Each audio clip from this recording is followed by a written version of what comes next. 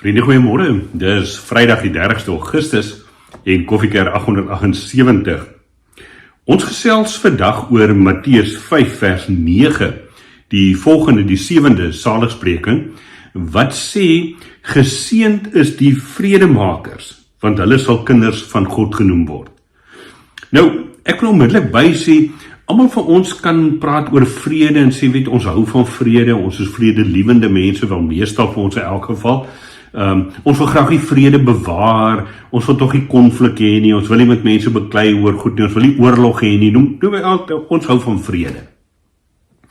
Maar wanneer Jesus hier praat en sê geseënd is die vredemakers, dan gaan dit oor meer as om net die vrede te bewaar. Dit gaan daaroor dat mense aktief soek en moeite doen om vrede te bewerkstellig.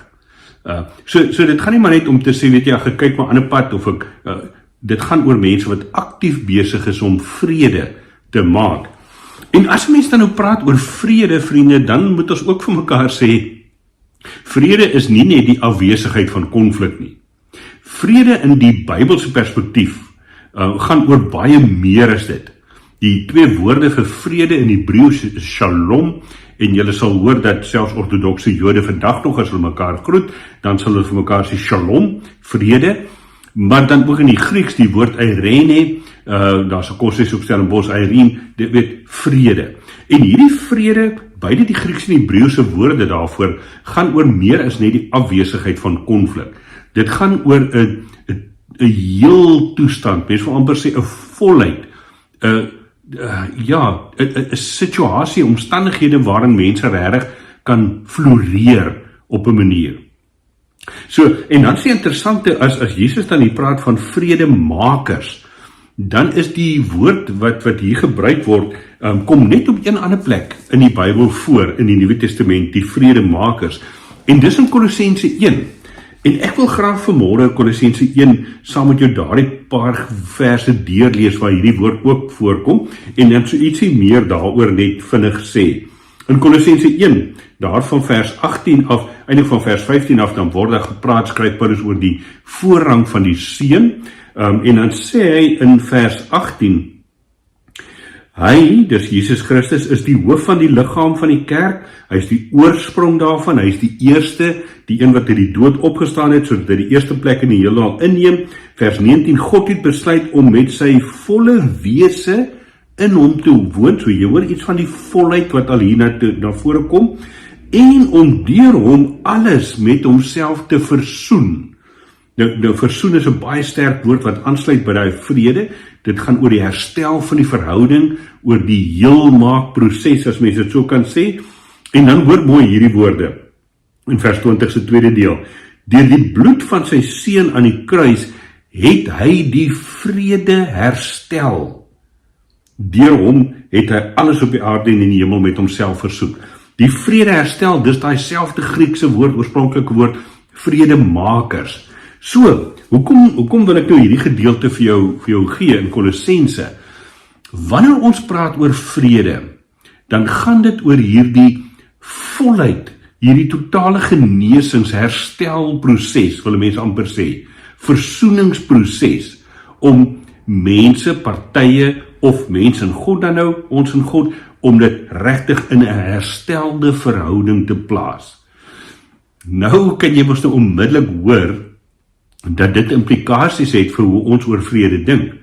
Wanneer ek en buurman 'n uitval gehad het oor 'n ding, dan is vredemakers nie die mense wat sê, okay, weet jy, dis nou vergewe, ons gaan nou nie weer daaroor praat nie, maar ons bly so 'n bietjie skugter vir mekaar, ons bly so 'n bietjie met, dit as ek hom sien in die straat en dink, ons het ons nou daai fight. Nee, vredemakers, sê Jesus vir ons, is mense wat daai verhouding wat gebreek was, daai verhouding wat verkeerd geloop het, wat dit herstel tot in sy oorspronklike posisie, tot waar dit moet wees, wat dit bedoel was om te wees.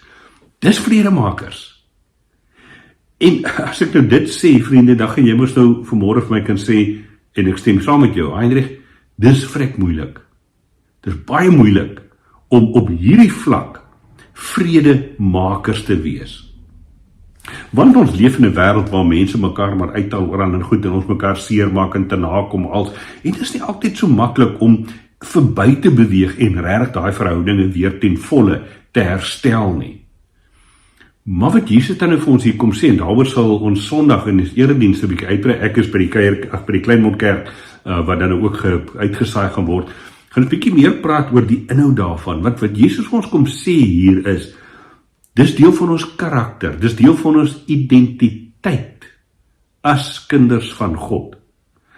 Onthou nou die saligspreking werk eintlik so agterste voorom ook, andersom soos ons sê, dat dit eintlik gaan daaroor om te sê, omdat jy kind van God is, omdat jy 'n nuwe identiteit in Christus het, is ons vredemakers. Nou, ja, dis moeiliker gesê as gedoen. So, ek wil jou vandag uitnooi om so bietjie te gaan stil word voor die Here in teenwoordigheid van die Gees en te vra, Here, waar is daar verhoudinge in my lewe wat goed nie lekker is nie, waar daar konflik is, waar daar dinge bietjie mekaar gespat het, wat daai verhouding gebreek het. En dit kan op 'n baie intieme vlak wees, dalk met jou vrou of jou man, of met een van jou kinders, of van jou ouers, of 'n kleinkind, wat ook al. Dit kan met die buurman wees, dit kan met iemand in die gemeente, of iemand in die dorp wees, besigheidsvernoot, wat ook al.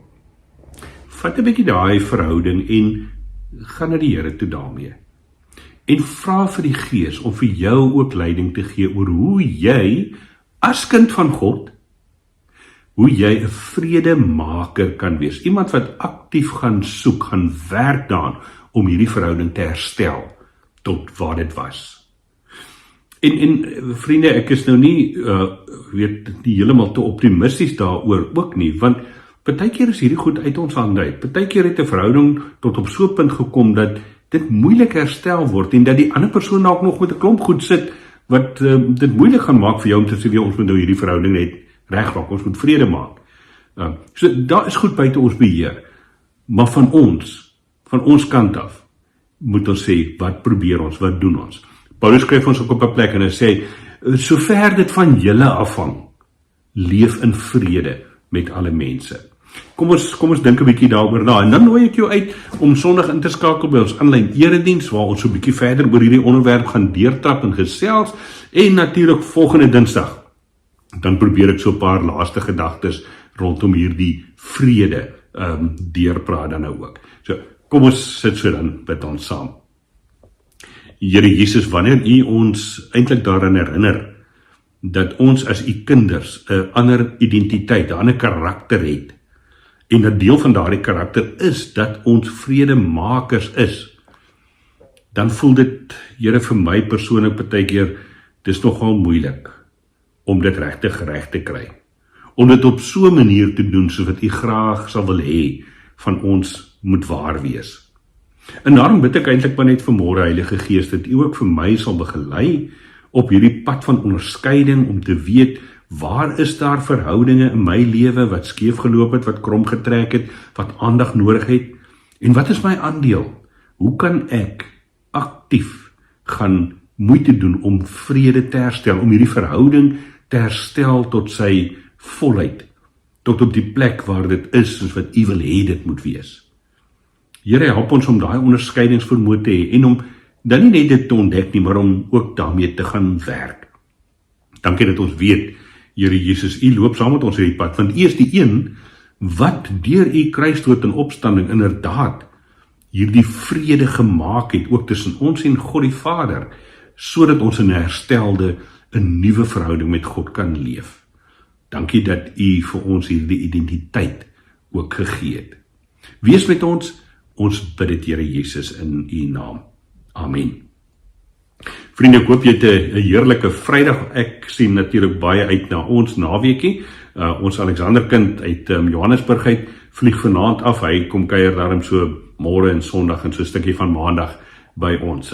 En Marie-Louise is natuurlik ook by die huis, so dit gaan lekker wees om sommer ons klein gesinnetjie weer by mekaar te hê.